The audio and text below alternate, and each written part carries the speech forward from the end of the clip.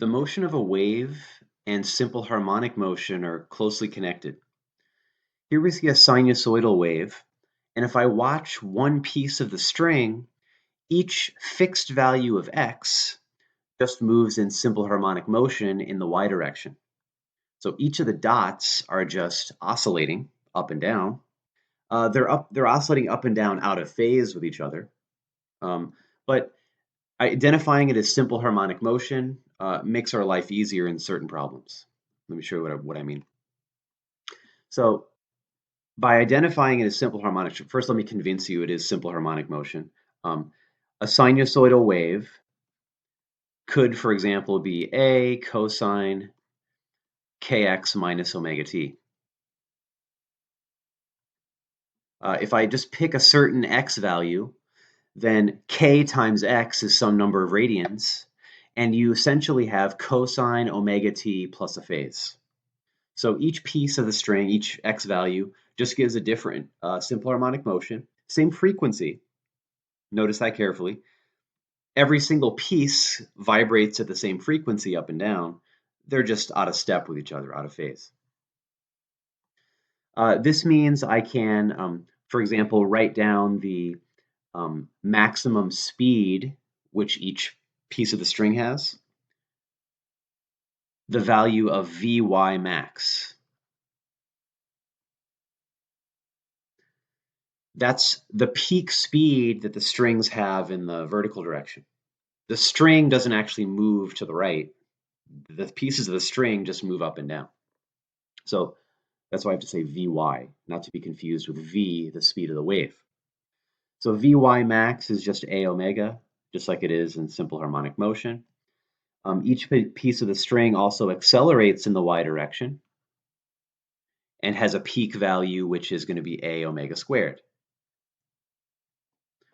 All things which are familiar from simple harmonic motion. There's another relationship we saw for simple harmonic motion too, which was the energy relationship, where the amplitude squared is equal to the displacement squared plus a speed squared piece.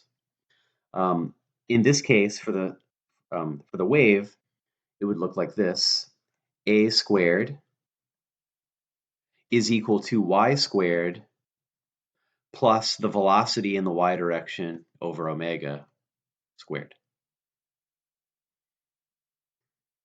Compare that to the simple harmonic motion equation, which would be written as like x squared plus v over omega squared.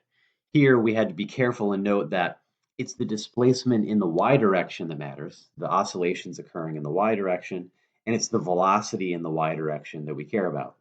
Be careful about that. This isn't the speed of the wave, wavelength over period that appears here. This is the transverse speed. Let's note that carefully. These are all transverse motions that we're writing down here.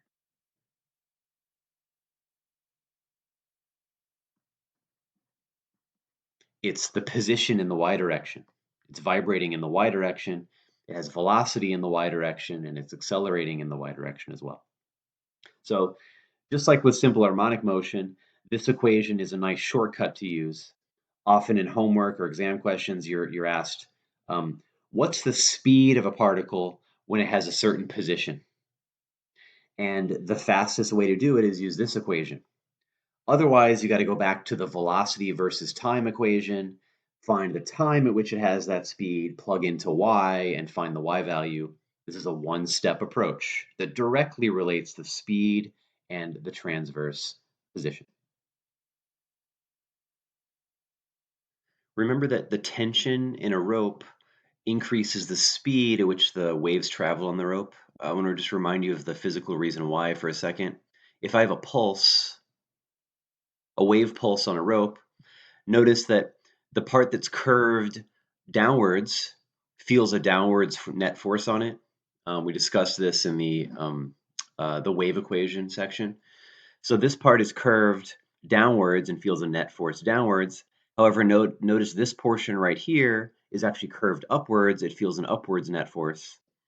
The result of those two is that this bump is pulled downwards, the right side of it is pulled upwards, and the effect is that the pulse travels to the right. The more tension there is, the greater these forces are, and the faster the pulse will travel. So, in this case, we have not a horizontal rope, but a hanging rope. And when a rope is hanging, the tension within that rope is greatest near the top of the rope. The reason is the top of the rope has to hold up all the rope below it. Think of like a heavy chain. The top links of the chain are holding up all the links hanging beneath it. So we should our job is in this question is to figure out the time it takes for a wave pulse to travel up the rope. To do that, I have to figure out what the speed is at any point um, uh, from the bottom to the top of the rope. The speed is going to increase as you move upwards because the tension gets larger and larger as you go up in the rope. So, first job then is to find the tension at some distance y above the bottom. Suppose I'd like to know what the tension is at this point right here within the rope. We'll draw a free body diagram to figure it out. What I'll do is I'll isolate with a free body diagram that portion of the rope below the point Y, like that. So my free body diagram is going to be for this mass right here. How many forces are there on this part of the rope? There are two. First, there's the tension holding it up from the upper portion. That's the upward force that acts on it. And that's an upward force that acts on that. It's actually pulling from the top of the rope, but I'm drawing a free body diagram with the forces drawn from the center. So there's the tension. And there's also just the weight of that segment of the rope, mg. Okay, so I'm just kind of drawing something obvious here, which is that the tension at that point y is actually equal to the weight of the rope hanging below that point. Okay, so then I just have to write down how much weight there is below that point. That's our next step. So the tension, which is a function of y, is equal to the mass below the point y, let's call it my, times g. And how much mass is there below the point y? Well, let's think of the density of the rope. It would be mu, the linear mass density, times y. That's the mass per meter times the number of meters along the length y times g gives me the weight. So there it is. That's how the tension varies with y. At the very bottom of the rope, there is no weight hanging below, zero tension there. And as you go up, the tension increases. Therefore, the wave pulse accelerates as you go upwards. Okay, so next step is to find the velocity of the wave as a function of y. It's the square root of the tension divided by mu. We proved that when we looked at the wave equation. And so then that means mu just cancels, and I get the square root of g times y for the speed. So the wave pulse speed grows like the square root of y as it goes up the rope. If I know the speed at any point y, how do I figure out the time it takes to travel the full distance? The trick is to figure out the time it takes to cross any little interval of the rope, dt. Let's find the time dt that it takes to cross any little segment. You would take the distance divided by the speed. dy divided by the speed would give me the time it takes to cross the little segment dy. To find the full time, which is what we're after, I integrate over that entire length of the rope. I integrate from y equals 0 to L, and the integral is dy over the velocity, which is root gy.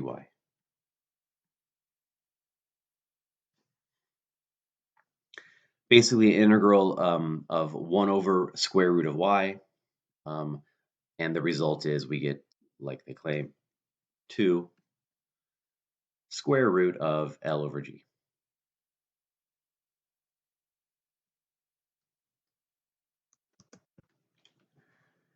Next, we have an ant that's on a rope that has a wave traveling on the rope, a sinusoidal wave.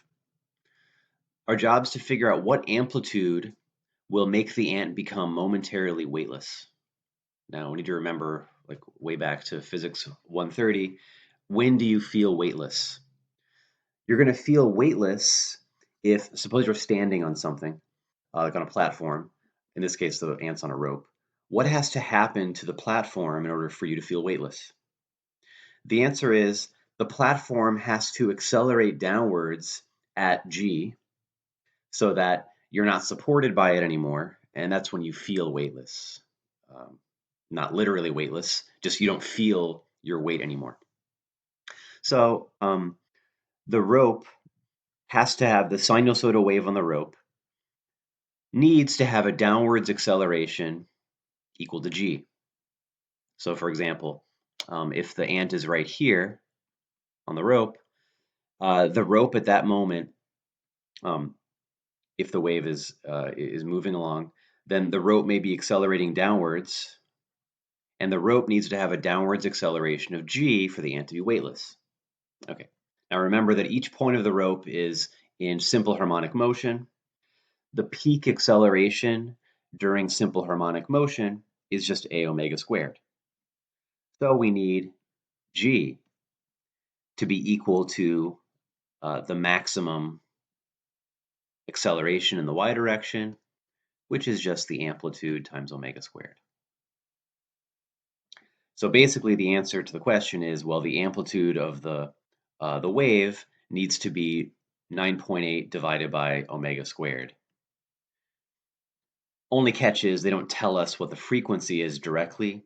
They give us the mass, the tension, and the wavelength of the wave. So we have to re-express the omega, the angular frequency, in terms of those quantities. Okay, so I'll do that in a couple steps. Omega is k times the speed of the wave number times the wave speed, and that's quantity squared. And k I can express in terms of the wavelength, and the wave speed I can express in terms of the mass density and the tension. In this case, they call the tension F.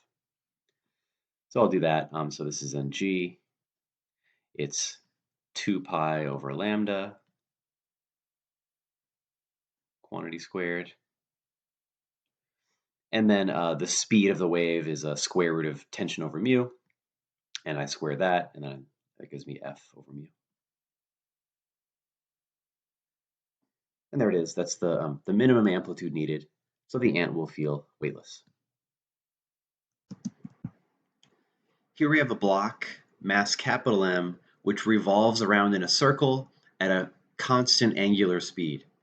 Now, if you're really careful here, I'm going to use the letter omega in this problem to indicate angular speed, radians per second. Not to be confused with angular frequency of simple harmonic motion. Same letter, different thing. So here our block is revolving around at a constant angular speed, omega. Our job is to figure out, when it's revolving around like that, how far does the block travel in the time it takes a wave pulse to go from the center to the block.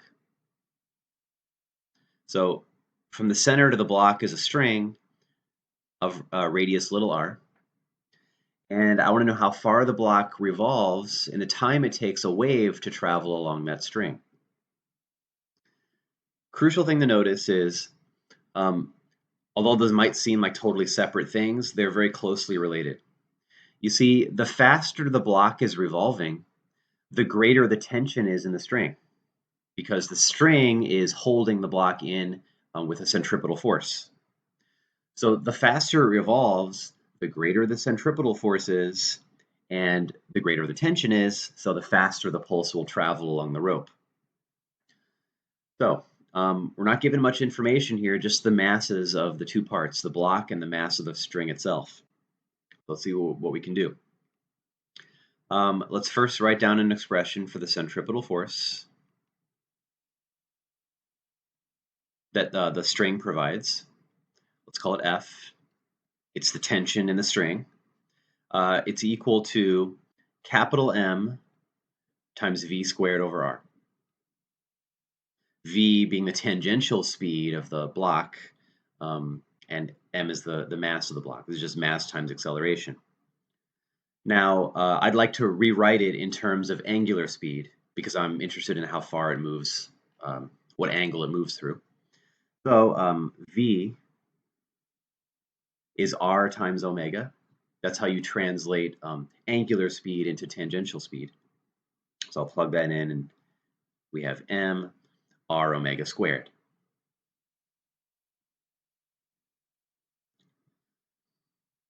Okay, so I now know how strong the tension is when it's revolving at a certain rate. Now I come to the question of how far, angle-wise, does it move in the time it takes for the wave to move from the center, for the wave to cross the rope. So I have to plug in an expression for omega. I'll do it in terms of the centripetal force, and I have to plug in the time it takes the wave to go from the center to the edge. Okay, so first omega in terms of the centripetal force, I solve for omega and I get square root of the tension divided by mr. And then I have to plug in for the time it takes for the wave to go from the center to the edge. Well, the time would be the distance, r, divided by the speed of the wave. And the speed of the wave is the square root of f over mu. Mu, the linear mass density of the rope. Notice how, I don't know what the tension in the rope is, but it cancels. And we could expect that because the faster it's revolving, the greater the tension is. But at the same time, the faster it's revolving, the faster the wave moves along the rope. And so the two things, the two effects cancel each other out. We see that here because F cancels out. So now it simplifies down. I get, I'll bring mu up into the numerator, and I get square root of mu r over m. Now what's mu times r? That's the mass per meter of the string times the length of the string. That's nothing but the mass of the string itself. So it greatly simplifies. All you have to know is the mass of the string and the mass of the block. And that is the number of radians that the mass moves through as it spins around.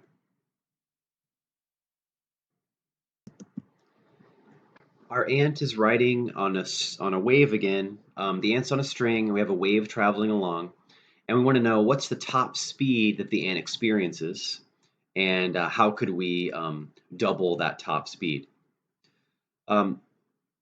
Notice that the ant, when the wave is in this position, will experience the top speed. That's when the ant is moving through the equilibrium, and that's when the highest speed occurs. So Vy max is what we're interested in, which we know is equal to A times omega. In this question, we don't care about this speed, the speed of the waves. That's not how fast the ant moves. The ant is just attached to the string, doesn't move in the x direction at all. The ant, however, does move rapidly up and down in the y direction. Okay, so it's this one that we care about, and we want to predict what the top speed of the ant is, given only certain things, the amplitude and the tension and the mass and so on. So we need to spell out what Vy max is in terms of the given quantities. That's A times omega. Amplitude's given, the frequency is not. I have to spell out what the frequency is in terms of wavelength and the tension and the mass. Okay, so this is A. Omega is k times the speed of the wave. And this is A. K is 2 pi over lambda. The speed is the square root of the tension divided by the mass density. Here again, tension is written as F. It's divided by mu, but dividing by mu is the same thing as multiplying by the length of the string and dividing by the mass of the string.